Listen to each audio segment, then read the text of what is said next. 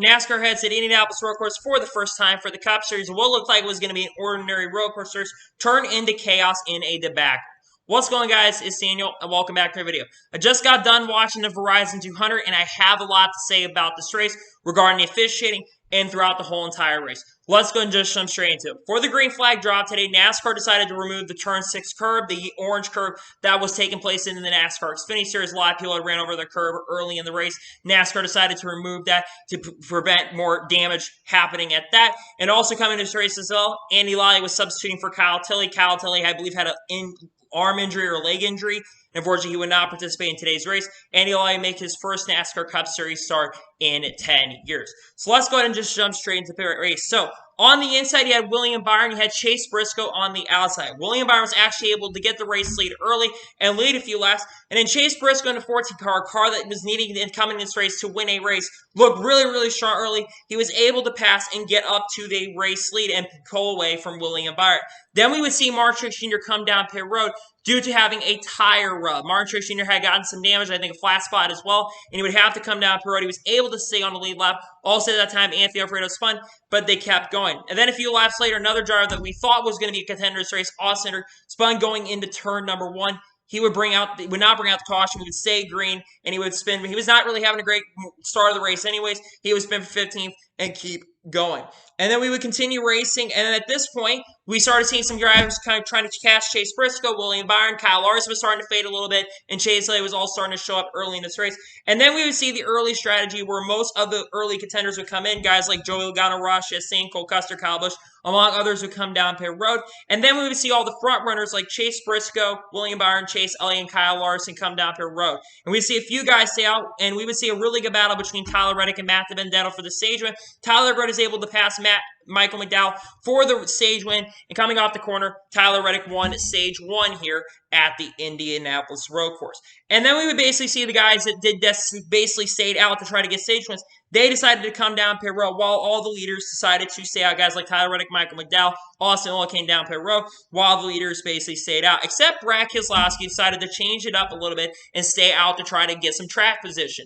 Eventually, he was able to keep the lead for a little bit, and then William Byron made a really good pass on Brad Keselowski for the race lead, and he was able to get it and take off. And then we see a pretty interesting thing happen on lap 23 of the event between Cristobal and Matt Benedetto. Cristobal pushed Matt Benedetto off. Cristobal coming in this race had some beef with Kyle Larson coming into this event. He pushed Matt Benedetto off onto the course, and they would still keep going. I think they both would have to eventually come down the road. Also, this time, Kurt Busch would have to pit for a flat tire after flat spotting on the track.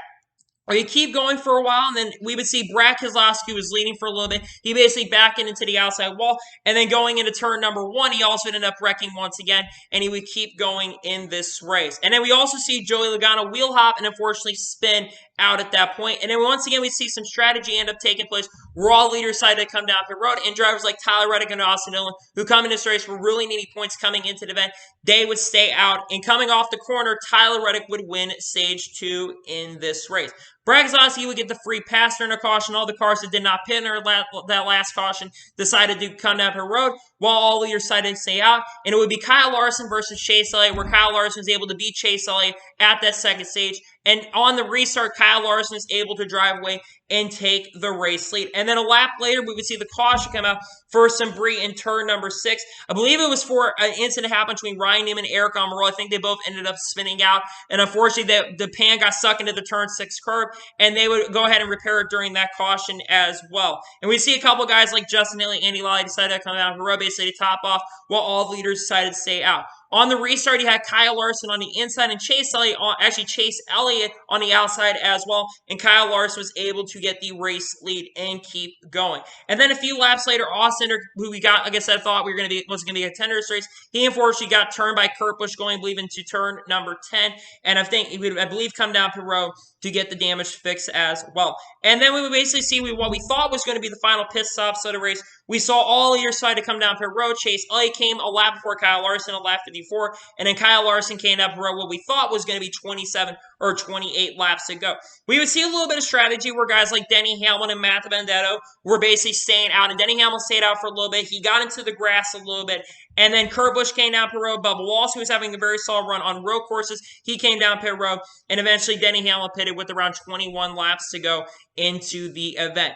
We kept running for a while. Kyle Larson was able to get around Matt Benedetto for the race lead, and then we thought that Kyle Larson was going to cruise to an easy victory here at the Indianapolis Road Course, and then with 10 laps to go, I'm not exactly sure who had the debris on the car, but debris came off of a race car with 10 laps to go, and this would change the outcome of the race completely because he had Denny Hamlin who was on fresh tires, and guys who could stay out because they did not pit too early, and guys that would have to come down pit road to strategize at this point in this race. And then we would go back racing with around 6 laps to go, and then this is where NASCAR's officiating really got bad in this race. What ended up, unfortunately, happening was basically Martin Truex Jr. spun with around 5 or 6 laps to go. NASCAR decided not to throw the caution. I really don't understand why they decided not to throw the caution because you have a car that's literally spinning, and NASCAR does not decide to throw the yellow, unfortunately. And then a lap later, the curbing's starting to come apart, the track's starting to come apart, and we see pandemonium and chaos happen. A ton of cars end up going spinning. Kyle Busch, William Byron spin first. Joey Logano goes into the tire barrier, and a lot of other drivers are involved in the wreck. Ryan Preece, Tyler Reddick, who was really needing the points today. Chris Buescher, Christopher Bell, Daniel Suarez, James Davis, Kevin Harvick, Justin Haley were all involved in the crash. Also, if Kyle Larson got a little bit of damage in the wreck as well. It's really unfortunate for some of those guys because Kyle Busch was having a top 5 run. William Byron had probably a second or third place car most of the day, and unfortunately got involved because NASCAR decided to do a really bad job when it comes to officiating. Because again, this is not the first time they've had bad officiating. We'll talk about that later. Then NASCAR decided to red flag the race to basically remove the curb. They ended up doing that. And then we would go back, and then we would basically, say go under caution for like 5 or 6 laps, kept pacing around.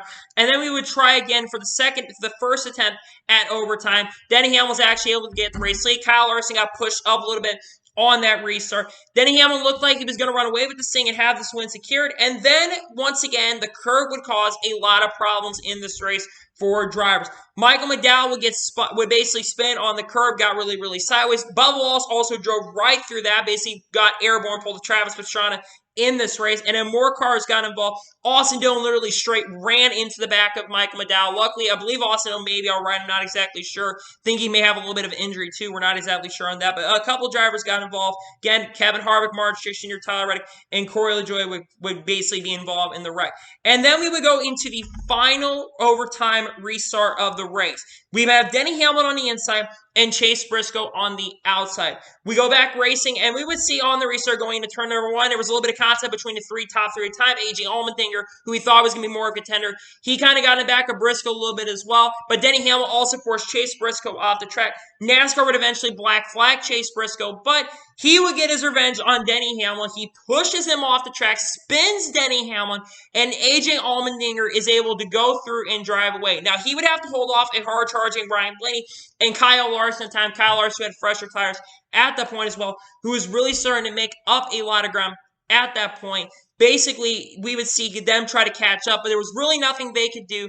And coming off the final corner, A.J. Allmendinger holds off a hard-charging Ryan Blaney and Kyle Larson and picks up his first win of 2021, his second career NASCAR Cup Series victory, and also not to mention the first career win for College Racing. Really big for College Racing. I believe it's only their 5th or 6th start ever in the NASCAR Cup Series, so the fact they've already won their first race, of course, there were crazy circumstances, but the fact that College Racing won their first race, you saw the celebration, you saw the chaos, you saw the pandemonium of the craziness, and it's really cool to see College Racing pick up their first career victory.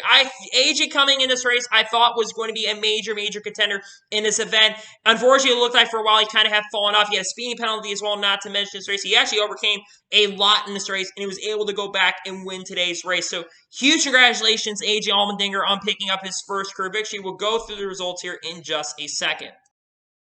Now let's go through the race results of today's event. So A.J. Allmendinger wins his second career NASCAR Cup Series victory. Ryan Blaney finished second. Ryan Blaney really was not a factor all day, but got lucky because of all the carnage and stuff that happened. A solid top 5 finish show for him. Very solid car. Finishes top 5 in today's event. Kyle Larson finishes third. I think Kyle Larson had the best car in today's event. He looked like he was going to run away with this thing.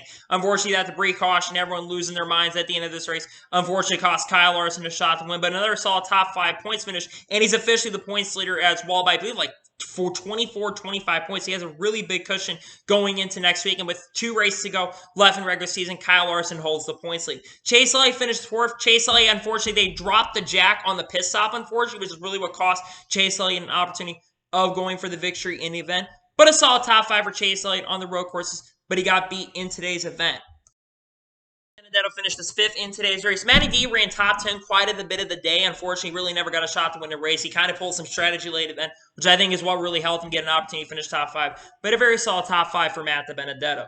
Kurt Busch finished 6th. Very strong top 10 for Kurt Busch today. Had to come back from a lot of adversity in event as well. He finishes in the top 10. Eric Jones had a very surprising 7th place finish. Really got lucky because of all the car and stuff, but he finishes in the top 10. Justin Italy with the top 10 finish. I don't know how many top 10s Spire has this year, but another solid top 10 run. Great to see that for sure.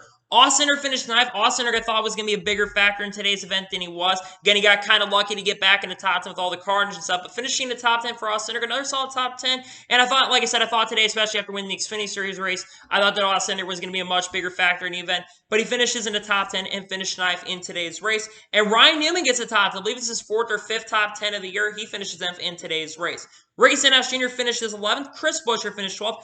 Bubba Wallace, I believe this is his best road course finish of all time. Finishes 13th here for 23-11. Ran really a lot of the day, honestly, very surprisingly well for 23-11. They ran top 15. I feel like 23-11 Racing's really starting to get their stuff together. They look really, really good in today's event. Really ran top 15. I've been seeing a lot more consistency out of this team, and hopefully get to see that more going forward. And the fact that Bubba ran in the top 15 on road courses is a really big sign of what things coming. He really, honestly, earned a top 15 in my opinion. So good run for Bubba Wallace today.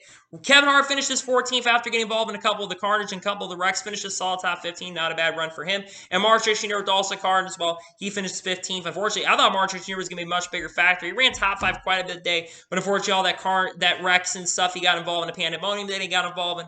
Really never had an opportunity to contend. Corey LaJoie finishes 16th, solid top 20 for him. Alex Bowman finishes 17th. Expect a little more from Alex Bowman today. Really never cracked top 20. A majority of them kind of struggled throughout the event. Josh Blakey finished 18th, but Rick Warecar got top 20. You'll love to see it. Eric Almirola finishes 19th after having issues in another solid top 20. And Kyle Busch finished 20th after crashing late in the event. Ty Reddick finished 21st. 22nd place finisher Quinn Houff, top 25 for Starcom Racing. Denny Hamlin, after getting spun late in the event, he finishes 23rd in today's event. Brad Keselowski finished 24th. Brad Keselowski absolutely struggled today, had more break-in issues. Brad Keselowski, you see, such a good road course racer. I don't know what's happened to Brad Keselowski on these road courses, but he's absolutely struggled on them. Cole Custer finishes 25th. Chase Briscoe, after having probably one of the best race, probably overall the best race of the year. Unfortunately, that him going off the grass and stuff and getting into Denny Hamlin, unfortunately, kind of ruined that day for him. It was looking like it was probably going to be a top 10 finish overall, but 26th place finish. Chase Briscoe, I think, is a guy that could be a contender, especially when we go later in the season, especially on these road courses. I think Chase Briscoe is really good on these kind of tracks. It's unfortunate what happened today at the end of it, but he finished 26th in today's race. Timmy Hill finishes 27th. Garrett Smithley finishes 28th. Ross Chastain, after late issues late in the event, finishes 29th. Michael McDowell finishes 30th. Austin Dillon finishes 31st. 32nd place finisher James Davison. 33rd place finisher William Byron after the contact. William Byron had a top 5 car majority of the day. Unfortunately, getting involved in those wrecks kind of cost him an opportunity to go after the win. He would have had a really good finish, top 5 definitely for sure, but unfortunate issues cost him an opportunity. Joe Logano, after getting involved in that big one earlier in the day, finishes 34th. Ryan Preece finished 35th. Christopher finishes 36th. Daniel Suarez finished 37th. I want to talk about Daniel Suarez a little bit. Daniel Suarez and Trackhouse, they early in this race were a top 5 car. They qualified really well in the event. It looked like they were going to have their best race on a road course so far this year. Unfortunately, that really never kind of came to fruition after the wreck. This team, I think, has a bright future ahead of them. It's just unfortunate what happened today. Anthony Orfino finishes 30th. Andy Lyle, like I said, who had been substituting, he finished 39th. And Cody Ware finishes 40th in today's race. So now let's overall talk about the event. Before all the chaos ensued and all the craziness happened in today's event, I thought the race was really, really solid. I thought there was a lot of beating and banging early event. Yes, you had your points where it kind of got dry. You had Kyle Larson dominating points. You had Chase Elliott dominating points. It was very difficult to pass in the event. But I thought the race overall was really, really solid. And then the chaos happened where NASCAR did really bad officiating. And I think at this point, a lot of fans are getting frustrated with NASCAR's officiating. You look at all the races that we've seen a lot of stupidity out there. You look back last year to the Charlotte Road and the Xfinity Series where they were kept out way too long and cars kept getting wrecked and cars kept getting destroyed. You look back earlier this year at Briscoe where they had to make a single file because of visibility problems. You look at earlier this year at Coda where there was weather problems and the track was extremely wet. Now, coming in this weekend, they made a decision to go single file, which I think that's a good move. But unfortunately, spray and stuff came on the track with wet weather. And unfortunately, we had a couple really big incidents. Look back at the truck race at Charlotte where Trey Hutchins is on the top of the track. And unfortunately, Johnny Sutter and Drew Dollar clipped them. Luckily, they did not hit the driver's side, but they almost clipped him. And then recently at New Hampshire, which I think is the biggest blunder that we've had so far, where Kyle Busch literally got spun out with Denny Hamlin and Mark Jr. also spun out due to issues as well. It is just racking up left, right, and center with a lot of these issues. And NASCAR has got to sort out these problems because fans are going to stop watching eventually, and they're going to go to series like IndyCar, and they're going to go to series like Formula One. And I honestly am getting really, really frustrated. I get that they want the entertainment business and stuff, but at the same time, the driver safety does not need to be affected. And the fact that they are causing potential injuries and stuff for drivers, we almost had driver injuries today. The fact that that could have been a major, major issue really, really frustrates me. And I think these drivers are really getting frustrated. Again, I also do think that today as well, drivers were not really doing the great job as well out there. There was a lot of drivers who were giving,